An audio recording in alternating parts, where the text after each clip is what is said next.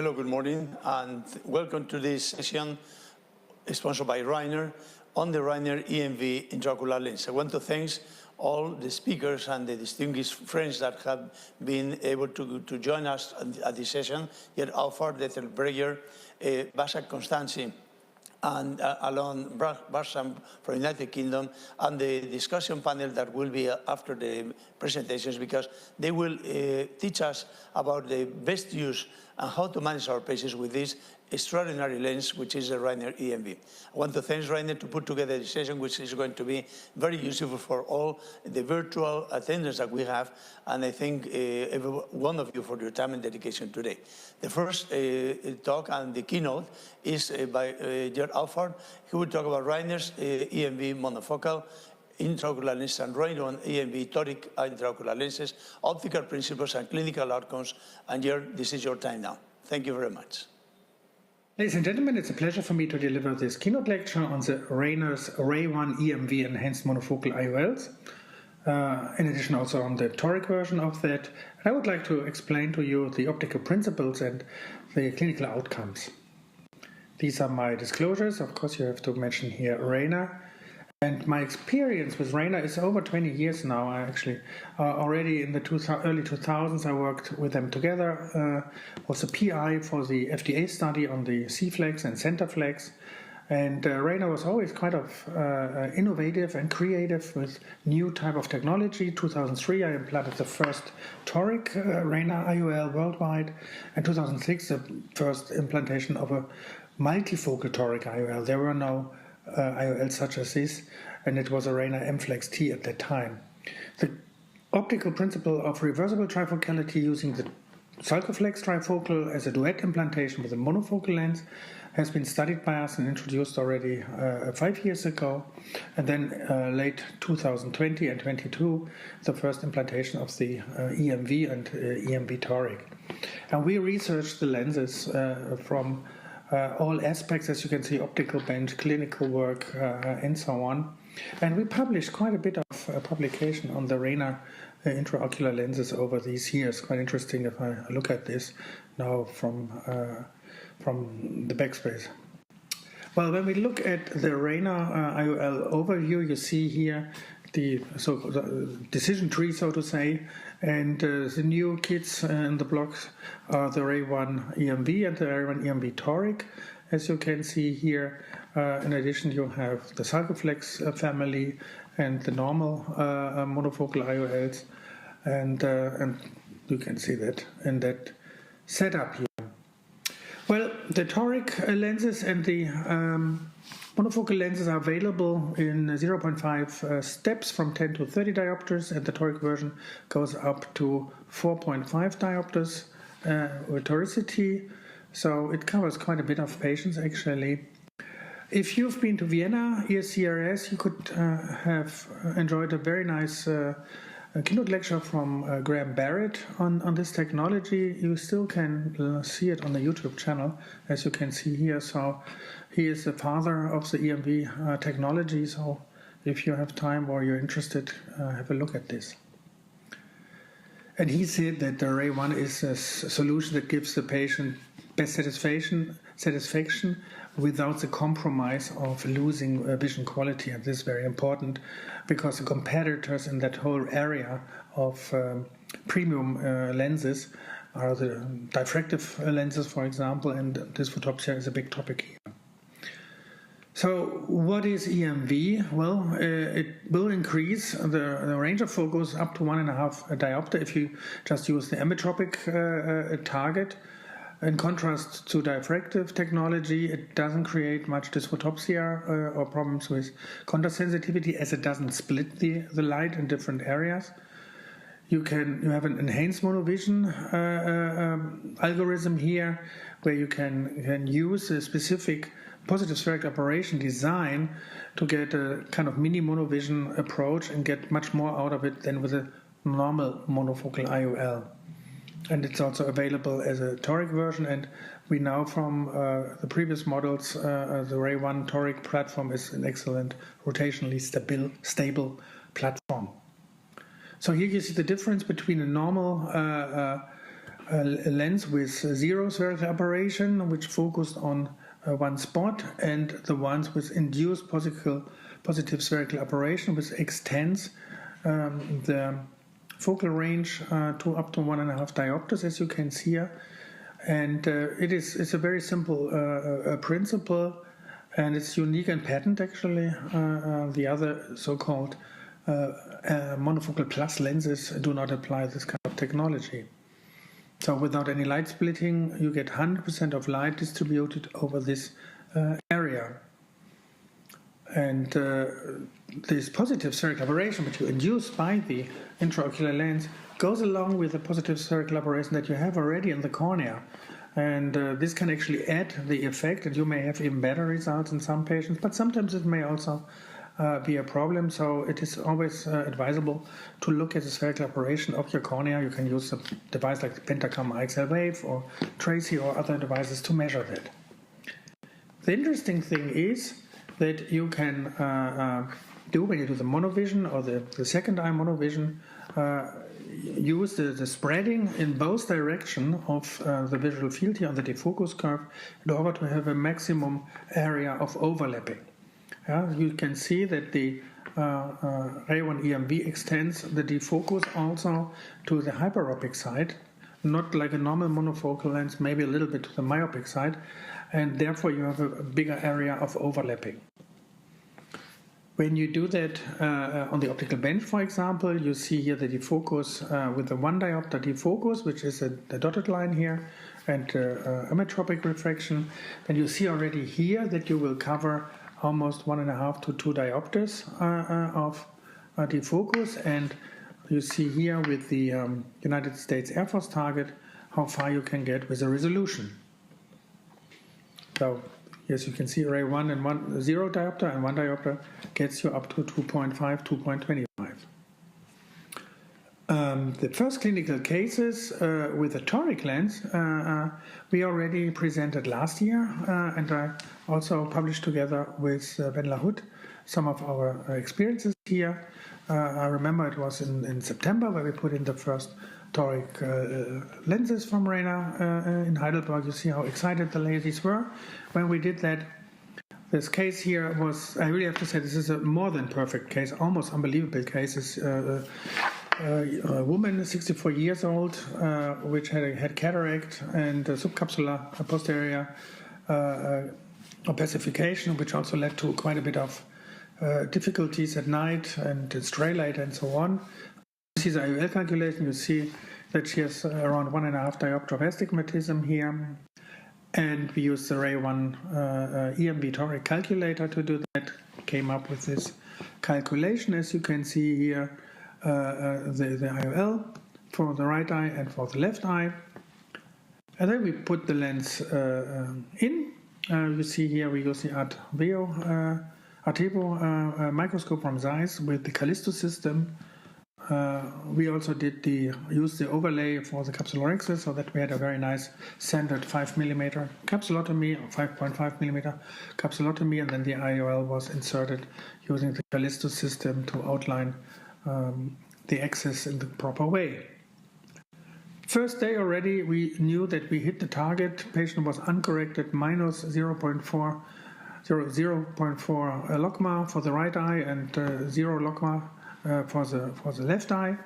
Then over time, after 1 week, after 1 month, you see here, for example, after 1 month, the patient really got very good 0 logma or even better binocularly for uncorrected distance, uncorrected intermediate, and uncorrected near 0.04, so full vision. After 3 and 6 months, similar outcome you see after 6 months. Uncorrected distance acuity was minus 0.24 logma, which is like 1.6 or something in decibel. So excellent outcome. And you can see here the focus curve, which goes very far, even in the minus range, up to 2.5 diopter and covers almost 4 diopters, as you can see here. Patient was very satisfied, had no further halo, sometimes required specular for reading. It was quite interesting because under controlled condition he was like 0.0 to 0.1 logma, but sometimes maybe a little bit dry eye applied here for longer reading. And this is actually very similar to the first implantation that we had in Europe in general. So here are all the firsties, so to say, in different countries. You can see here UK, Poland, Germany, and so on, and the doctors who implanted this. Almost 90 eyes, 56 patients, 16 surgeons, and we have the data here for 1 month's follow-up. And as you can see here, distribution was one third was either mini or modified monovision, and 2/3 were emetropia. You see IOL power distribution here, and you see the outcome, subjective refraction. We hit the target very good, and cylinder also was reduced very nicely. So the refractive outcome was good. The pre and post-op cylinder, you can see that you had almost 3/4 of the patient were less than half a diopter, and 100% were less, or 96% were less than one diopter. So very good outcome on this. Here again, the refractive outcome for cylinder and refraction. And if you look at this double angle plots, you can see how much you condensed with all deviations the residual power vector for the cylinder. Visual acuities were around 0 logMAR, as you can see here, uncorrected intermediate. Near acuity binocular around 0.2 on the whole group, which is better than newspaper reading. And here again, the binocular outcome, and as you can see, around 80% of the patients had excellent outcome in all distances. Then satisfaction, so patient-reported outcome was 95% very satisfied or satisfied, 50% are completely spectacle-free, and only a small number, 1/3 only, wears occasionally reading glasses. So we can say, as a takeaway, first and eye were great in terms of cylinder correction reduction, uncorrected distance acuity. The same we were expecting from the standard monofocal EMV. Very good range of vision, especially for the intermediate, but also very good functional uncorrected near visual acuity outcomes, especially binocularly, and of course based on this, very good patient satisfaction. If you're more interested in the data, there's a white paper which you can get from the webpage of the ophthalmologist. And if we're talking about these things, RAYNER also offers some podcast series, and we had some very nice podcasts together with Nino Hirnschal or Martin Dirisammer and with Ben Lahoud on toric IOLs, biometry tips, and IOL materials. So if you're interested in that, you can see here where you can look at it, and I really recommend you to try it out. So thank you very much for your attention.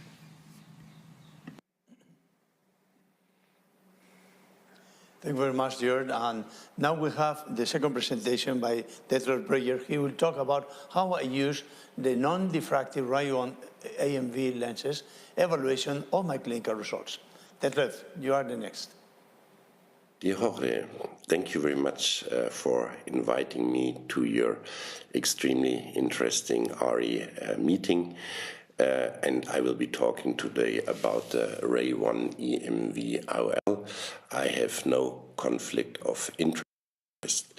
This is a well-proven design we all know, but the optic design is different.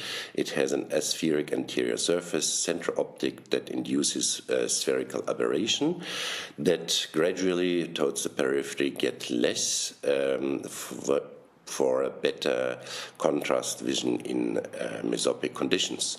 It's a non-diffractive design for less halo and glare, and the EDOF effect is around about 1.5 diopters. If we look in the variety of IOLs classification chart, I would place the IOL here in between monofocal and EDOF, but a little bit more, to my opinion, on the EDOF side. I'll tell you later why. You can implant this IOL very easily. This is my first implantation through a 2.0 millimeter optic. Today I implant it only with irrigation without viscoelastic. Works perfectly fine. What I especially like about this IOL design is that you can turn the toric version in both directions, and once you're over the target axis, you don't have to turn it again 360 degrees, but you can turn it 5 or 10 degrees back easily. So that makes surgery very easy. If we look at our patients for cataract surgery, they are of course very different, and they have their individual needs. And if you ask the patients, most of them don't want to wear glasses after surgery anymore. So how achieving spectacle independence, a life nearly without glasses with this IOL? Going back in history, we started with our blended vision concept on EDOF IOL, and that we then called the Düsseldorf formula, because the classic monovision, of course, is not a good idea if you have in a dominant eye target refraction of emmetropia and a non-dominant eye -3. That's simply too much. So you have a blurry vision. You have to use an optical trick that you implant EDOF IOLs in the dominant eye, emmetropia in the non-dominant eye -1.5, so that with the EDO effect of those IOLs you have a zone with spherical aberrations that the patients can better really works. And I'm so convinced of it. I had Presby EDOF Smart Surf Trans PRK to my own eyes. That's why I don't. Those are our first experiences with the RayNer EMV. And these are real-world data, blended vision without correction. And you can see that there is quite a big defocus capacity if you test the binocular vision. So when we asked our patients, what can you do without glasses? 42 of them, the first 42 said, we can do sports, drive a car, work, PC, laptop, and even read a book in good light conditions. But none of our patients could read small print. That's the big difference to trifocal IOL. We didn't have any complications, and the good thing was nobody was reporting about halo and glare. And if we gave the patients this halo and glare chart, they pointed at one of the two top pictures and never the lower pictures, as it can happen with trifocal IOL. And as we all know, patients don't like halo and glare, can easily turn into a white shark for us if they can't drive a car anymore. How do we implant the RayNer EMV toric? With Lensa, femtosecond laser marks on the capsulorhexis, because then we always have excellent cyclotorsion control. On the other hand, and I think this is important to point out, as we promise our patients life without glasses or nearly without glasses, I think we have to be cataract refractive surgeons. Why is it? Because if you promise life without glasses, you have to be able to do touch-up surgery. If you do a smile, or if you do excimer laser surgery or implant a RayNer sulcus supplementary IOL, that doesn't matter, but at least you should be able to do it, because if you're not, you inevitably produce unhappy patients. So I hope I could convince you that with the RayNer blended vision, the Düsseldorf formula, you are able to treat your patients individually. Thank you very much for your kind attention. Thank you very much, Detlev. Excellent presentation. Now, next speaker is Basan Bostasi from Turkey, who will talk about the use of RayNer EMV in difficult and special cases. And the question is minimum of vision necessary to get a good outcome with the patient? Basak, now you are the next. Thank you. Good morning everyone, I'm Başak Bostancı from Turkey and I will be talking about the use of RayOne EMV in difficult and special cases.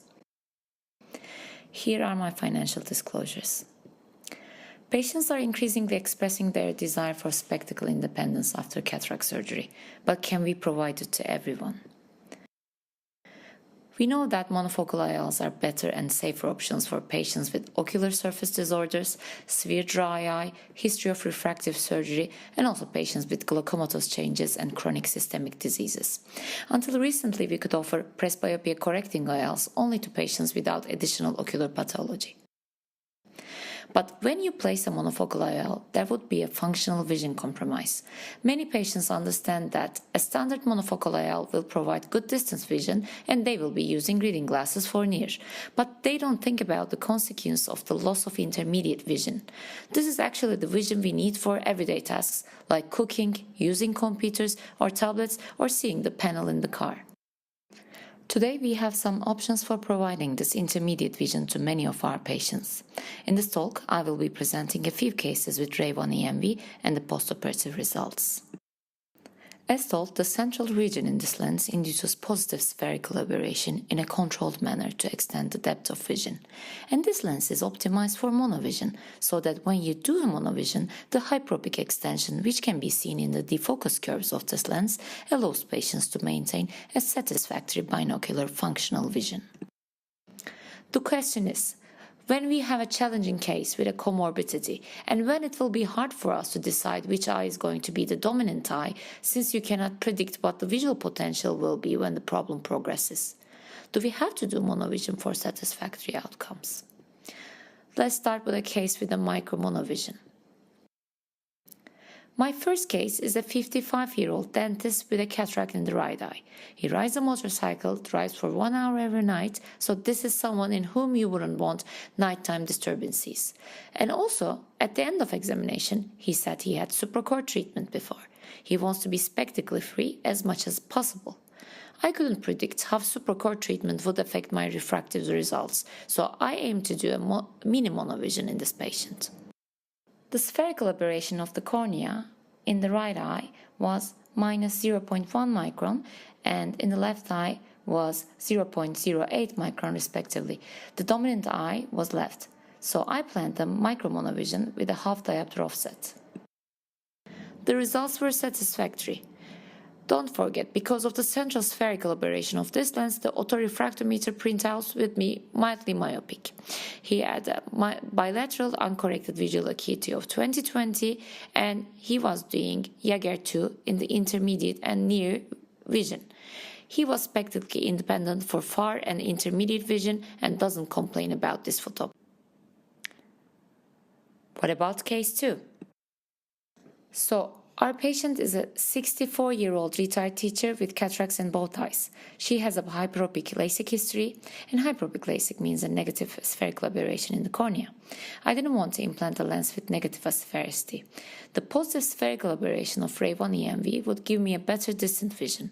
So I told my patient that the reading distance visual acuity may not be perfect, but the distance vision will be good. She understood that she may have to wear glasses for reading. She has a negative spherical aberration in the right eye and zero aberration in the left. We aimed metropia in both eyes in this patient. And here is the result. Şimdi karşıyı okutuyorum. Şöyle okuyalım. DH TAC Harika. KPR VAR Süpersiniz. Evet, şimdi yakın okumanızı isteyeceğim. Şu CB sırasından başlayalım. CB 6 DLN 6 PRER Şurası var. FZ. So she had a Jaeger 3 reading vision. Our third case is a 76-year-old female with cataracts in both eyes. She has severe dry eyes due to Sjögren's syndrome. She's on cyclosporin and artificial teardrops and only desires spectacle freedom in a room. She doesn't mind using glasses while reading. Again, I aimed the metropia in this patient due to severe dryness in both eyes. Baba burnu Asya'nın en batı ucudur. Sadece insan üzülünce gözyaşı döker. 100.000'den çok Türkçe sözcük vardır. Yalnızca insan tüm renkleri görür. Mahkeme ilanı yazısı bu boydadır. Bunu okuyorsanız ne mutlu size. Ne mutlu size. Evet, ne dediniz az önce? HFZ. Bırt. Vallahi ben gözlükle zor görüyorum orayı. Our last case is an 87-year-old female complaining about low vision. She finds it hard to walk down the stairs and also to do certain tasks at home. She had cataract surgery in the right eye 4 years ago. She says she was very unhappy after the cataract surgery, so although the doctor asked her to come back for the other eye, she says she escaped. So now, after 4 years, she wants a solution for the left eye, which has a brown cataract.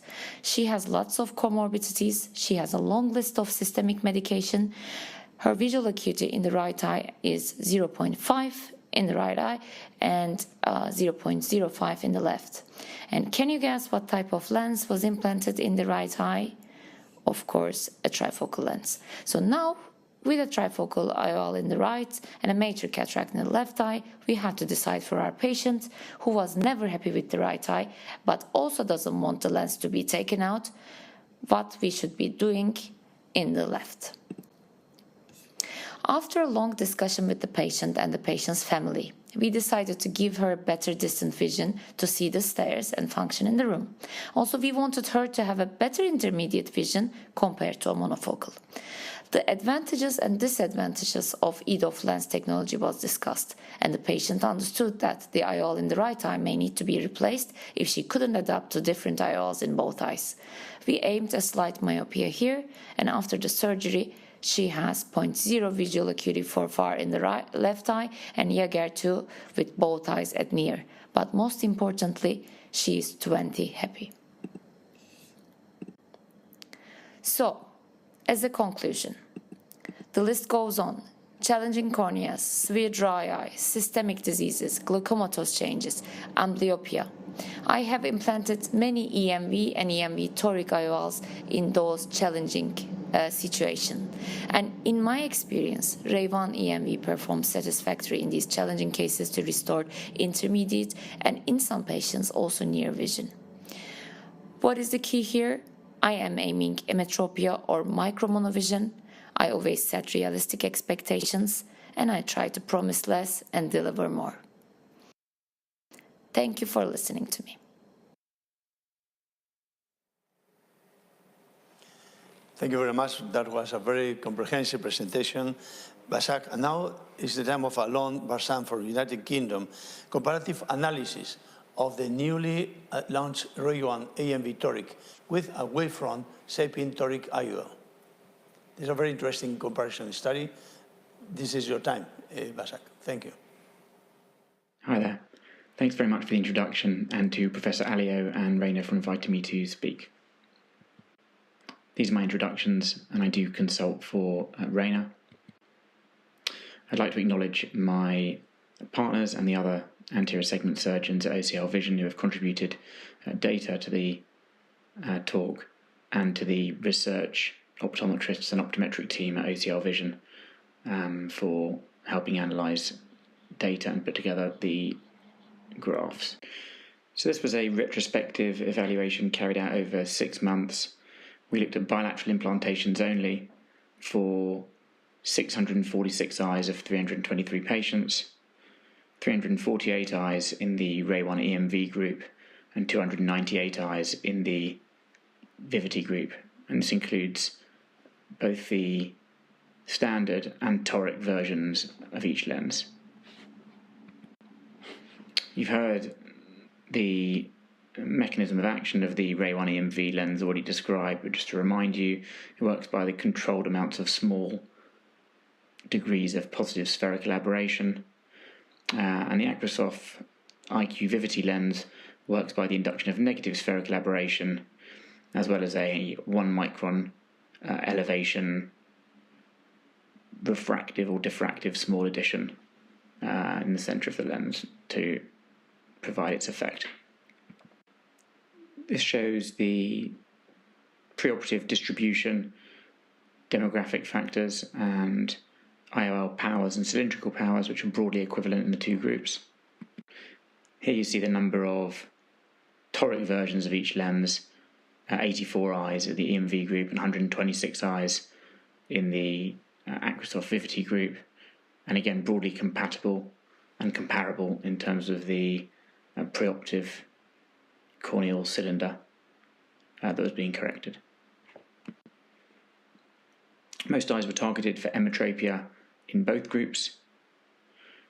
Interestingly, almost 10% more eyes had a target of between minus 0.75 to minus 1 in the Vivity group. The postoperative deviation from target spherical equivalent was excellent in both groups and comparable, and above the normative NHS values. So we saw a statistically significant better uncorrected distance visual acuity and corrected distance visual acuity monocularly and binocularly in the RayOne EMV group. We saw equally good and no difference in binocular uncorrected intermediate visual acuity, and we saw a statistically significant better uncorrected near visual acuity in the Aquasoft Vivity group to the tune of 2 to 3 letters. We did a subgroup analysis to look at refractive target in each group, either emetrapia or various degrees of myopic target. And again, you can see across the groups slightly better distance visual acuity in the EMV group, very similar intermediate visual acuity in both groups, and slightly better uncorrected near visual acuity in the Vivity group. And we can see a similar effect in the monocular visual acuities here between the various groups, depending on how much myopia we were targeting preoperatively. In the cumulative distribution of postoperative monocular and binocular uncorrected distance visual acuity, we see 63% of eyes with 0.1 logMAR or better in the RayOne EMV group. The EMV data here is in blue and the Vivity data is in green, so slightly better results here for the EMV. And 70% of patients with binocular logMAR uncorrected distance visual acuity of 0.0 logMAR or better, which was similar in both groups.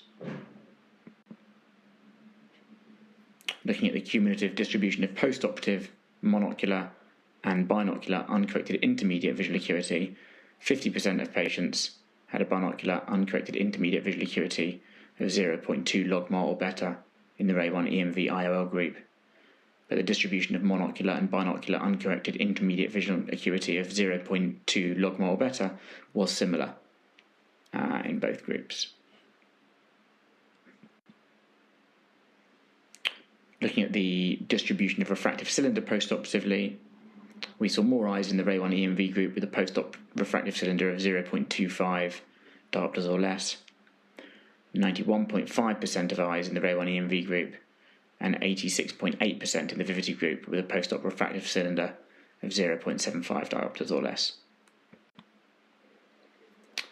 We sent out 300 RayPro questionnaires consecutively and received back 125 responses, which was a 42% response rate. And we saw higher satisfaction rates in the RayOne EMV group with 84% compared to 78% in the Vivity group, but very high satisfaction levels in both groups. So in conclusion, the RayOne EMV demonstrated significantly better uncorrected distance visual acuity and corrected distance visual acuity. Binocular uncorrected intermediate visual acuity was as good in the EMV group as it was in the Aquasoft IQ Vivity group. We saw good uncorrected near visual acuity in the EMV group, but slightly better to the tune of 2 to 3 letters in the Vivity group. This matched the expectation of patients, which explains the greater satisfaction level in the RayOne EMV group, considering the differences in how the lenses are positioned on the market. There were more eyes targeted for slightly greater degrees of monovision in the Vivity group. We saw more effective post-operative cylinder reduction in the RayOne EMV toric group, with 61% of eyes having post-operative refractive cylinder within plus or minus 0.25 diopters in the EMV group, compared to 46.3% in the Vivity group. And we saw a higher patient satisfaction rate with post-operative vision in the RayOne EMV group. Future considerations: we would like to look more carefully at the subgroup analysis to compare the different levels of monovision targets. We want to increase the numbers, continue to collect data. We'd like to look at high levels of monovision, for example, what happens when you target 1.25 diopters or more. We'd like to look at more RayPro questionnaire results and look at the patients that were not satisfied and find out in more detail what their cause of dissatisfaction was.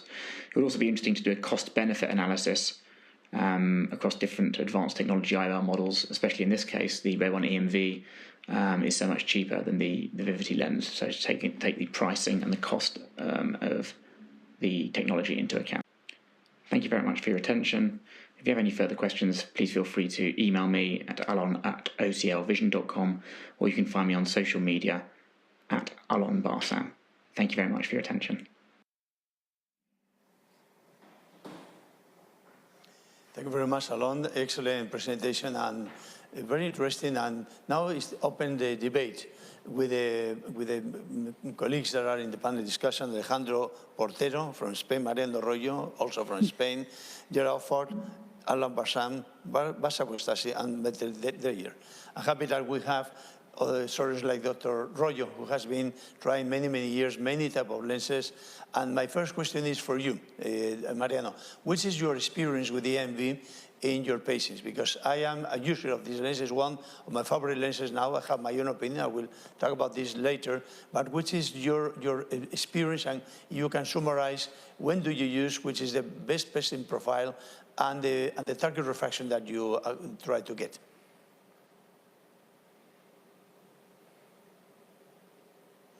Mariano, we cannot hear you.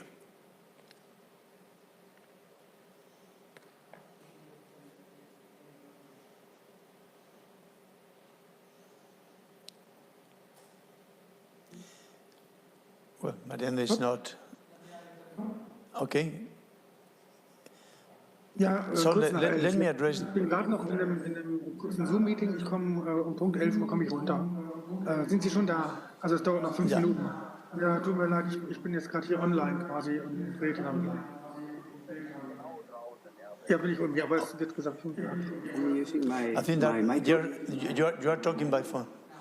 No, let's start from the beginning. Mariano, can you hear me, yes or no? Yes. You can. I can hear you. Right. So my question to you is, which is your experience, the best patient profile and target refraction that you try to get in these patients? Well, we don't use monovision.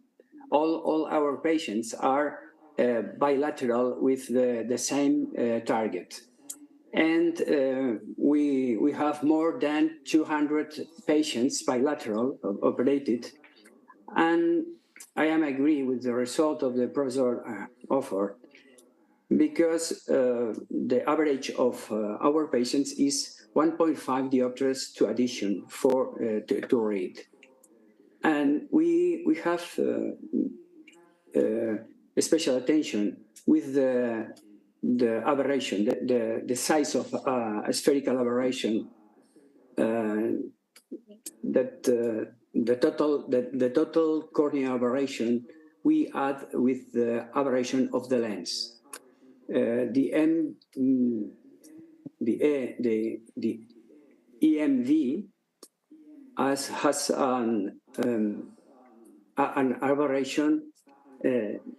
Its aberration, it depends of the diopters of the lens, yes, and we use the addition, the aberration of the lens with the total corneal aberration of the patients.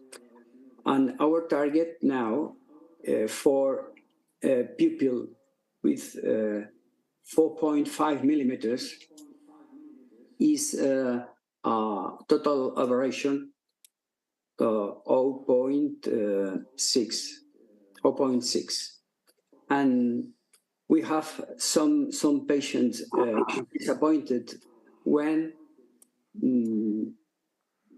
we used in the past the monovision, And because of that, we use only bilateral target, the same target for both eyes. I don't know. And Detlef, I can explain. thank you. Detlef, which is your target? Yeah, thank you, Mariano. Which is your target refraction, Detlef, in your patients? You know that I have a more or less a refractive clinic, so most of my patients I do use IOLs or cataract patients which has a strong wish for spectacle independence. So I do 90% of them monovision or better blended vision with either IOL, and 10% I implant multifocal IOLs. So I'm personally very convinced of the concept of mono or blended vision with either IOLs, as I started 12 years ago. I caught up the idea, I have to confess, from because Dan Reinstein was promoting his presbyond on very much occasions. And in that time, I was looking for a good laser surgery for presbyopic patients, and I was very convinced of the concept. It really worked. So I just copied and pasted it, and now with a RayOne, which really has no halo and glare, I'm very, very happy, because people don't need glasses anymore and don't have halo and glare. So this is really fascinating. The only thing I have to confess is the first 3 months, I talk to my patients about 3 months surgery. That means I have a blended vision on my own eyes with laser surgery, and I told them the first time it will be more difficult to drive a car, drive carefully, if you walk down steps carefully, if you work near. From day 3, I did surgery again, but I was a little slower, I took a little bit more light. And if you use those tricks over 3 months, after 3 months, you're happy with blended vision with a RayOne. Okay, thank you. And Dr. Costanzi, you raised 2 interesting cases. One was a case with previous presbyopic correction of the cornea, right? This patient had presby-LASIK, and my experience is as same as you. These patients had presby-LASIK before, are excellent candidates for this lens, while they are not at all for multifocal lenses. So I would really like this case. And again, my question to you is the same. Which is your target refraction as an average? Because at the end of your presentation, you mentioned that probably increasing the level of monovision would be good. So what is your target refraction in the dominant and in the non-dominant eye in a virgin patient with no previous corneal surgery? Thank you for this question, Professor Alio. So in a virgin patient, I aim for emmetropic result, or like a minus quarter diopters of myopia in the dominant eye, and in the other eye, if both eyes are very healthy, I will aim for 3/4 of myopia in the non-dominant eye. This way I can give like 90% of spectacle freedom, and if they really have to read small print like prescription, then they can have like 1 diopters of reading glasses. But most of the time, like 90% of my patients don't need it. But if the patient has comorbidities, I aim for a slight myopia, like half diopters in both eyes. And again, I have a very satisfactory result in those challenging cases. Yeah, I do agree. This is my target. And I do agree as well, and you mentioned in your presentation, that this is a lens for patients with comorbidities. I wouldn't use a multifocal lens at all, without full maculas, with glaucoma patients, with patients that have low contrastivity, for instance, elderly patients. They are ideal candidates for this lens. This is really right. And Alan, you are here, and well, it was quite remarkable, the comparison with the VVT, a very well-known lens, but it was remarkable as well that monovision was more frequently targeted in the VVT than in the RAYNER, while usually it's the opposite. Do you target now this emmetropic bilateral aiming target for the RayOne, or do you try to get, as Dr. Costanzi, some monovision as well in the non-dominant eye? Thanks, Jorge. Yeah, that's an excellent question. The series that we had was really our whole experience, pretty much, from when we first started using the lens. So because the initial Vivity papers that came out were already a mini monovision comparison. I think there was more comfort within our practice group for targeting monovision with the Vivity initially, whereas with the EMV, there was a lot of unknowns. We were the first centre in the world to put the original EMV in. So we started with emmetropia target in both eyes and have then been gradually pushing more and more monovision. So now my target with the EMV is normally around -1, because I've just found the tolerability of monovision with EMV is so much greater, even greater, in fact, than it is with presbyopic laser. Whether it's due to the positive spherical aberration rather than a negative spherical aberration as it is with presbyopic laser, I'm not sure. But I've just been very surprised that we don't get complaints of anisometropia, we don't get complaints of any loss of intermediate vision, or any of the problems that you sometimes get with a laser monovision treatment. So it's been highly tolerated, and because the differences with Vivity and EMV for reading were so subtle, the question on my mind now is, if you just push a little bit more monovision with the EMV group, can you match those two lenses in terms of patient satisfaction, in terms of spectacle independence? Because the Vivity lens does give a mild halo and is so much more expensive. So it's just fascinating whether you can just push a bit more monovision with the EMV and perfectly match the outcome with the Vivity. I think that's the next question. Very good, thank you. And Jörg, one question for you. Does the pupil matters with this lens? Is the pupil behavior in terms of too much myotic pupils, or pupils that are, for patients that have poor pupil responsiveness, matter in this type of lens or not? Yeah, you're right that there are some lenses, for example, those who work with spherical aberrations of positive or negative foresign are very sensitive to that and can create some distance problem if they have a very small pupil. We haven't seen that on the optical bench with the RAYNER lens, with the EMV. And we never heard any complaints that, for example, if they go drive a car in sunny daylight, that they cannot see on the street the signs or something like this. With some of the other lenses, you can have that actually.